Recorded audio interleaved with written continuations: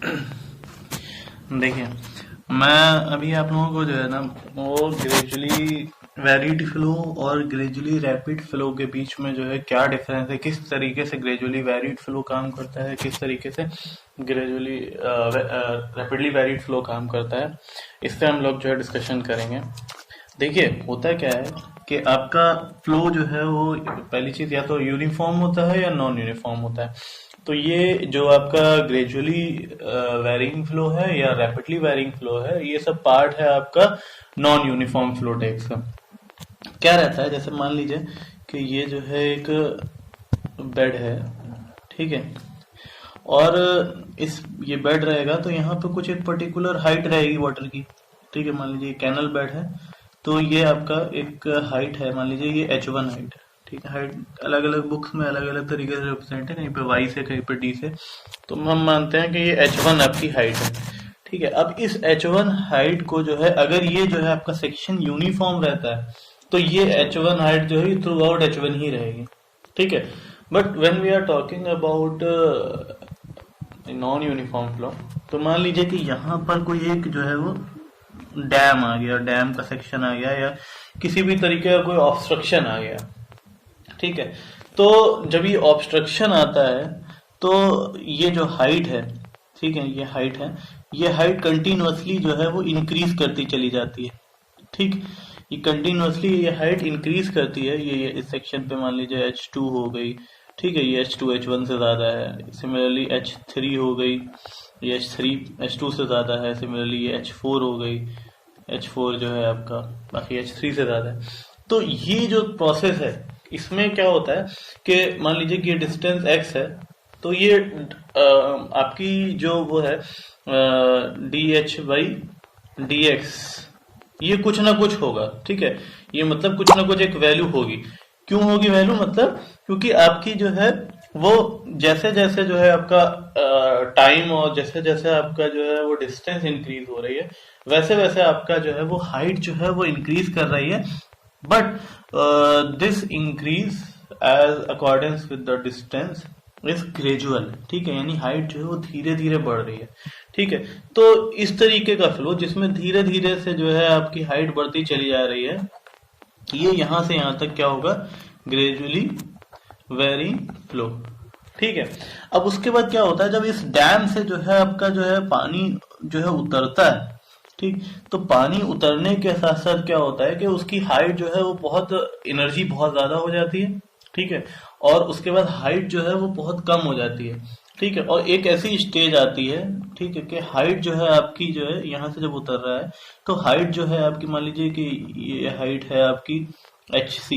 HC क्या हो जाएगा, HC ऑब्वियसली आपकी क्रिटिकल हाइट हो जाएगी। क्रिटिकल हाइट आप समझते हैं कि जहां पर आपकी स्पेसिफिक एनर्जी मिनिमम हो, और V/√GH, V/√GH जानते हैं ना क्या होता है, फ्रॉड नंबर। ठीक है, तो फ्रॉड नंबर जो है जहां पर 1 होता है तो वो आपकी क्रिटिकल हाइट होती है।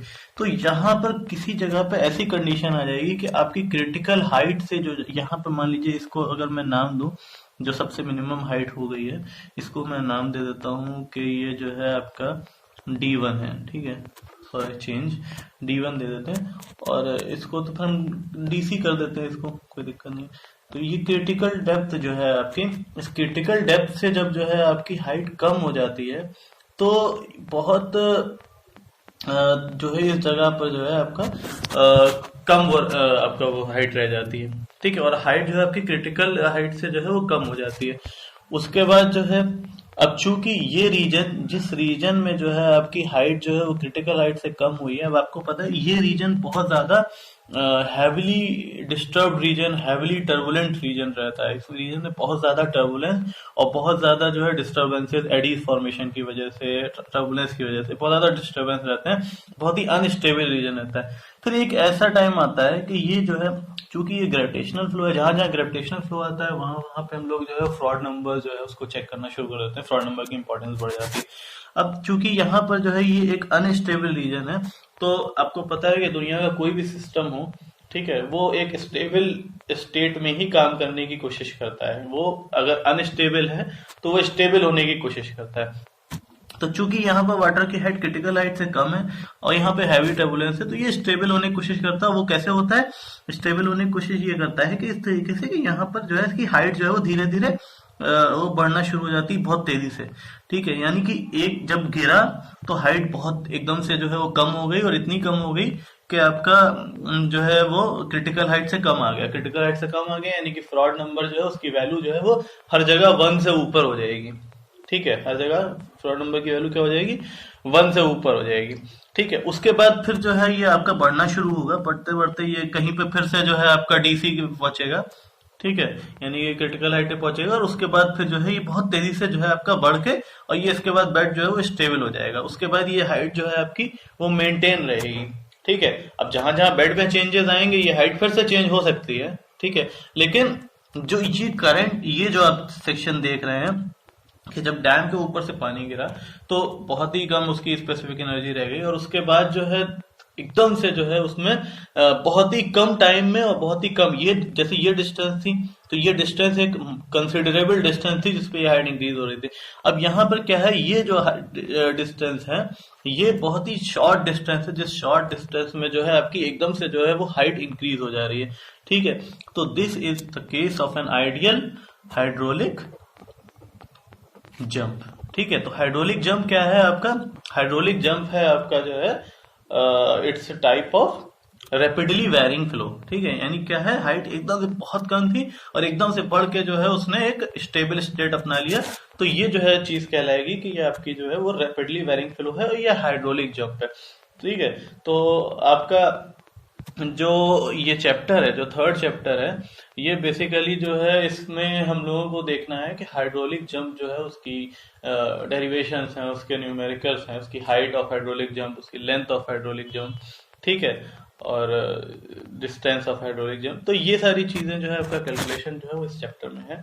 और अब देखेंगे हम लोग कि हाइड्रोलिक जंप जो है वो ड्राइव कैसे होता है और हाइड्रोलिक जंप जो है वो किस तरीके से एनर्जी डिसिपेटर का काम करता है। ठीक है, एनर्जी डिसिपेटर का काम इसलिए करता है क्योंकि आपका जो है अगर जो है बेड है उसमें बहुत तेजी से जो है वो एनर्जी जो है के साथ जो है अगर पानी गिरेगा तो बेड में स्कोरिंग जो होती है, स्कोरिंग समझते हैं, जो मिट्टी इट्टी जो होती है या जो भी लाइनिंग वगैरह होती है उसके टूट जाने की संभावनाएं बढ़ जाती हैं। तो जब जो है आपका हाइड्रोलिक जंप प्रोवाइड करा जाता है तो it also works as an energy dissipater. वो कैसे करता है वो भी हम लोग आगे देखेंगे। ठीक है, तो आप लोगों को एक चीज ये समझनी है बस कि ग्रेजुअली वेरिड फ्लो जब आपकी हाइट धीरे धीरे इंक्रीज होती है, और रैपिडली वेरिंग फ्लो जब आपकी क्रिटिकल हाइट से नीचे चली जाती है हाइट, और उसके बाद जो है बहुत तेजी से जो है वो अपनी एक स्टेबल स्टेट, यानी कि स्टेबल स्टेट का क्या मतलब कि फ्रॉड नंबर जो है वो 1 से नीचे, फ्रॉड नंबर 1 से ऊपर, क्रिटिकल हाइट उसने अटेन करी, फ्रॉड नंबर इक्वल टू 1, और उसके बाद जो है जैसे ऊपर बढ़ा तो फ्रॉड नंबर जो है वो 1 से नीचे। तो ये सारी चीज जो है आपका ये हाइड्रोलिक जंप के अंदर आती है।